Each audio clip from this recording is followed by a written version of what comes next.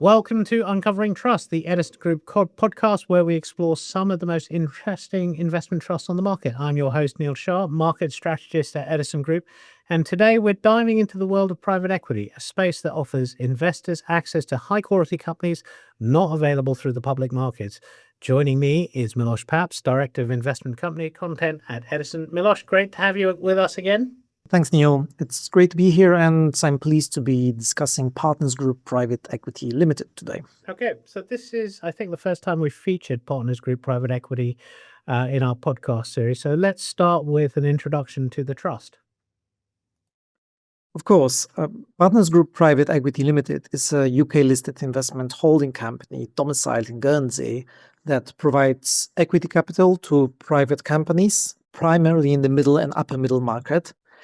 The company has a history dating back to 1999 and has been listed on the London Stock Exchange since 2007 under the ticker PEY for euro-denominated shares, with the sterling quotes added in 2017 to broaden investor access. Since September 2025, PEY is also a constituent of the FTSE 250 index. What makes PEY distinctive is its focus on direct investments in private companies, which now make up more than 99% of the portfolio.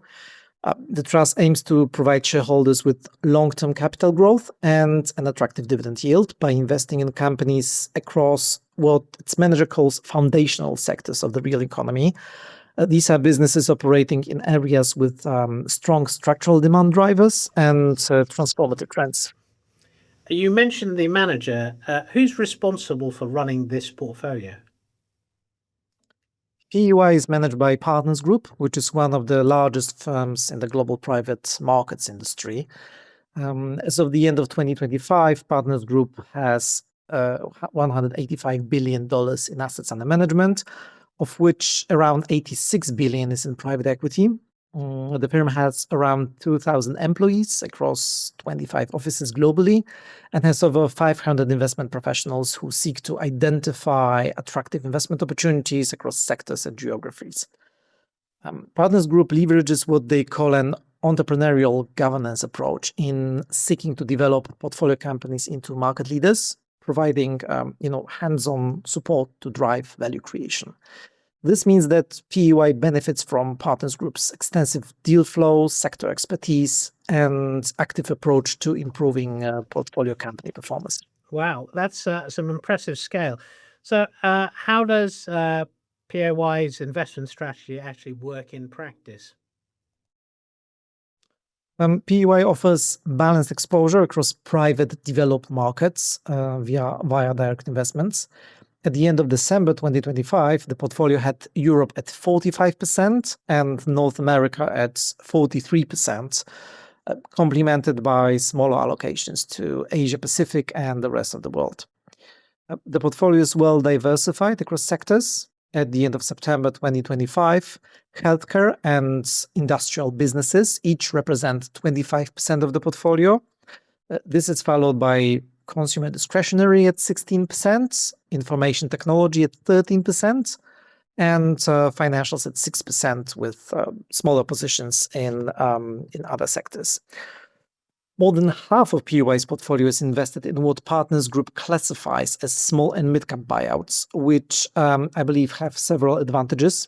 Many of these acquired companies haven't been owned by private equity before, so they are low-hanging fruit in terms of value creation. And portfolio exits are also less dependent on the IPO market, with more trade sale and sponsor-to-sponsor opportunities available. Okay, I want to dig into that a little bit more. So give us an example of how this investment approach actually works in practice. Absolutely. A great example is PCI Pharma Services, a pharmaceuticals company that has been transformed from a regional commercial packaging organization into a global CDMO over a decade of Partners Group's ownership, with a corresponding 14% compound annual growth rate in revenues over that period. Partners Group acquired PCY in 2016, repositioning it into higher growth, higher value capabilities, including a greater focus on patented molecules, augmenting clinical trial service capabilities, and expanding into advanced development and manufacturing. In 2020, Partners Group sold a majority stake in the company to new investors, retaining a significant minority stake. During this next phase of ownership, PCI expanded into advanced drug delivery services, development and manufacturing of biologics, and sterile fill finish services, becoming one of the leading global biologics CDMOs. PCI was sold in 2025, generating significant returns for Partners Group's clients. PEY reinvested in the business as part of this transaction, maintaining exposure to its continued growth. Okay, that is a fantastic case study.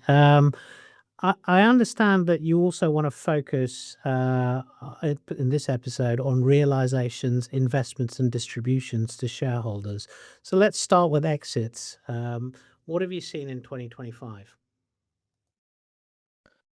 Yes, so this is one of the most encouraging aspects of PEY's story right now. The company received more than 200 million euros of realization proceeds, which represent around 19% of opening NAV.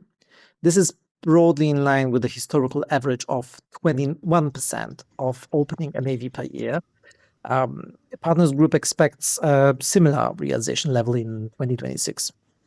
Okay, so like the sort of previous question, I guess I want to dig into that a little bit in a little bit more detail. What were the major realizations completed by the company last year? You've already discussed the disposal of PCI Pharma Services, which I believe closed in October last year. What other exits were announced in 2025? Yes, so in June, the company received 22 million euros from a block trade in Vishal Megamart, a retailer for middle and lower middle income consumers in India, that Partners Group floated in December 2024. Then in July, PEY announced that the consortium led by Partners Group will invest in the next growth phase of Techem, an international provider of digitally enabled solutions for the building ecosystem, such as smart metering solutions. The business was one of PEY's top 10 holdings at the time. The transaction valued the company's stake in Techem at around 39 million euros and implied net proceeds of 21 million euros for PEY. The company also continued the gradual selling down of its stake in Galderma, which was floated in 2024. Other transactions completed in 2025 included the partial sale of Essentia, a developer, owner, and operator of midstream natural gas infrastructure in Mexico, in conjunction with its IPO. Apex Logistics, where the minority stake was sold to majority shareholder Kuehne Nagel. International Schools Partnership, which was a partial sale of a 20% stake to CVC Strategic Opportunities. There were also disposals of Park Place Technologies, a US-headquartered third-party maintenance provider of post-warranty data center maintenance services, Global Blue, a tourism shopping tax refund company, and Aavas, an Indian housing loan finance company. Finally, two transactions were announced in 2025 but are expected to close in 2026, including Clario, a contract research organization sold to a strategic investor, Thermo Fisher Scientific, and Convex Group, a specialty property and casualty insurer and reinsurer. Okay, so there's significant liquidity coming through. How does this actually translate into benefits for shareholders? Yeah, so the board under Chairman Peter McKellar, who joined in November 2023, has been very active in enhancing the trust's the company's proposition. One of the most important initiatives was introducing a well-structured capital allocation framework back in 2024. PEY pays an attractive dividend of 5% of the prior year's closing NAV, distributed in semi-annual payments. The last declared interim dividend of 0.375 euro per share currently implies an annualized yield of around 7.8% based on the current share price. The company has successfully delivered this dividend policy since 2011, with few exceptions, providing shareholders with a reliable income stream. But on top of this, the board introduced a framework for NAV accretive share buybacks. If PEY's share shares trade at a discount to an NAV of 30% or more, the trust will allocate 75% of its free cash flow to share repurchases. At a discount between 20% and 30%, it will use 50% of free cash flow.